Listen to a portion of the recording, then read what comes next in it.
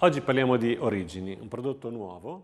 Ας μιλήσουμε για το Origini, ένα νέο προϊόν που αναφέρεται στην ιστορία της ζωγραφικής, καθώς είναι φτιαγμένο από ασβέστη και σκόνη μαρμάρου, όπως το σπάτουλα Στούκι. Αναφερόμαστε λοιπόν σε αυτό το είδος φυσικού προϊόντος που αναπνέει πλήρως και έχει εκπληκτικές ιδιότητες, αλλά επίσης και ευκολία στην εφαρμογή. Στην πραγματικότητα, η εφαρμογή του γίνεται εύκολα και με μόνο 2 στρώσεις προϊόντος. Όπως συνήθως, αυτό το προϊόν απαιτεί επίσης την εφαρμογή primer. Συνεπώς, αρχίζουμε την διαδικασία εφαρμόζοντας μία στρώση primer.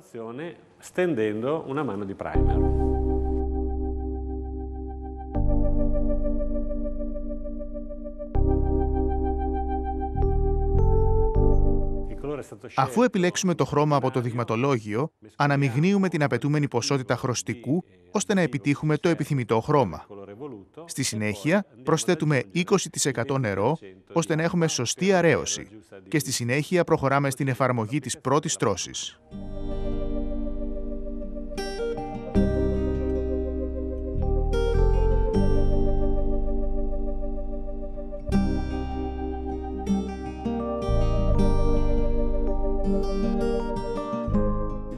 Πάντα προτείνω την χρήση προστατευτικών γυαλιών, καθώς οι πιτσιλιές από τη βούρτσα ενδέχεται να βλάψουν τα μάτια σας. Όπως βλέπετε λοιπόν, η εφαρμογή είναι πολύ απλή, η πρώτη στρώση είναι πανεύκολη. Αν επιθυμείτε να αραιώσετε λίγο περισσότερο ή λίγο λιγότερο, αυτό εξαρτάται από τη βάση. Αυτές οι σκιάσεις εξαφανίζονται και το χρώμα θα γίνει πολύ πιο ανοιχτό, όπως συμβαίνει συνήθως με τον ασβέστη. Ο τοίχος είναι στεγνός τώρα, πολύ πιο ανοιχτόχρωμος από πριν, καθώς το νερό που περιέχει το προϊόν έχει φύγει. Αυτό είναι ένα φυσικό προϊόν που αναπνέει πλήρως. Δείχνει σκούρο όταν είναι υγρό, έπειτα και αφού στεγνώσει γίνεται ανοιχτότερο και δένει απολύτως. Μοιάζει σχεδόν με το τελικό προϊόν, αλλά χρειάζεται μία ακόμα στρώση. Τώρα ας προχωρήσουμε λοιπόν με τη δεύτερη στρώση.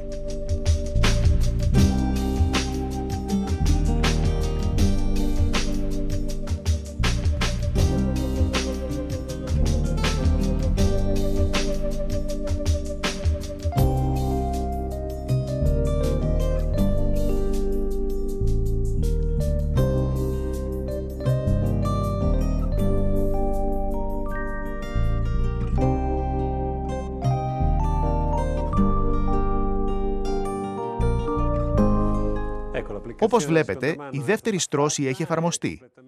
Δένει απόλυτα. Είναι όλη η επιφάνεια υγρή. Αν την αφήσουμε να στεγνώσει, το τελικό αποτέλεσμα θα είναι τελείως ομοιογενές και πολύ πιο ανοιχτόχρωμο. Γιατί όπως είδαμε, ήδη γίνεται πιο ανοιχτό, αλλά απόλυτα ματ.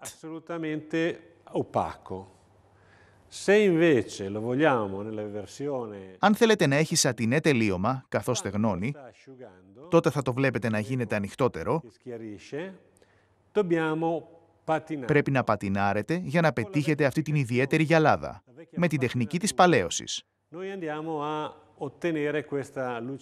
Καθώς στεγνώνει, θα σας δείξω.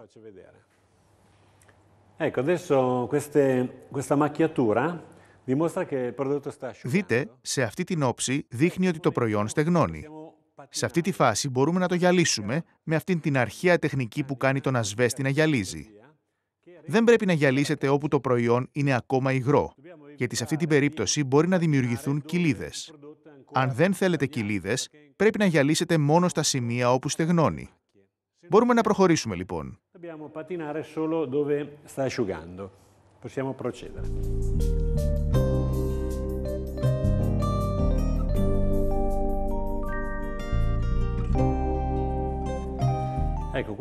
Δείτε αυτήν την ελαφριά κίνηση με την άκρη της βούρτσας που πιέζει ελάχιστα και γυαλίζει τον ασβέστη.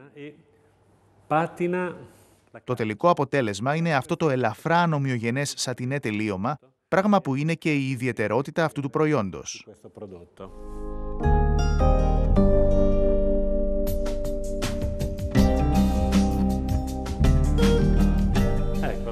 Ο τοίχος είναι τώρα στεγνός. Πολύ ευχάριστο στο άγγιγμα, χαρακτηριστικό το οποίο έχει η πρώτη ύλη, ο ασβέστης. Αυτή η μικρή ανομοιογένεια είναι το χαρακτηριστικό που μας δίνει την αίσθηση ενός ζωντανού τοίχου. Και έπειτα είναι αυτό το σατινέ τελείωμα που προέρχεται από την επεξεργασία με τη βούρτσα και το ονομάζουμε πατίνα. Χωρίς αυτήν τη διαδικασία, το τελείωμα θα ήταν ματ. Με αυτή την ιδιαίτερα φυσική επεξεργασία επιτυγχάνουμε ένα σατινέ τελείωμα με στιβαρό σώμα. Έναν αληθινό φυσικό τοίχο. Σε αυτό το σημείο, ένα άλλο πιθανό τελείωμα είναι με το Cera del Vecchio, το οποίο εξασφαλίζει περαιτέρω προστασία. Ένα τελείως φυσικό προϊόν που εφαρμόζεται σε αυτή την περίπτωση με σφουγγάρι και έπειτα μπορεί επίσης να υποστεί επεξεργασία γυαλίσματος. Ας το δούμε.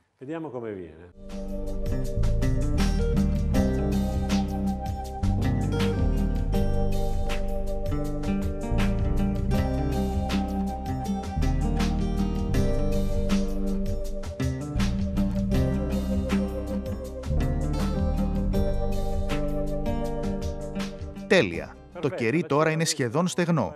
Ελάχιστα υγρό ακόμα και μπορείτε να το γυαλίσετε, καθώς αν στεγνώσει υπερβολικά δημιουργείται πρόβλημα. Προχωρήστε.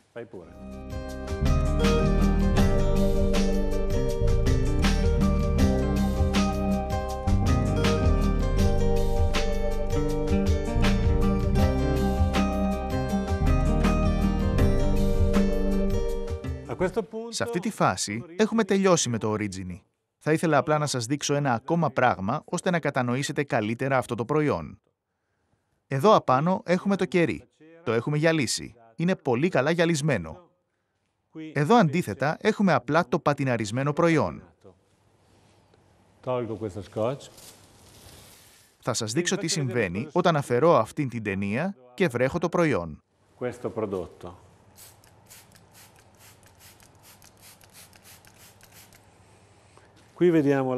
Εδώ το νερό στάζει και δεν διεισδύει. Εκεί το νερό διεισδύει. Τι αποδεικνύει αυτό?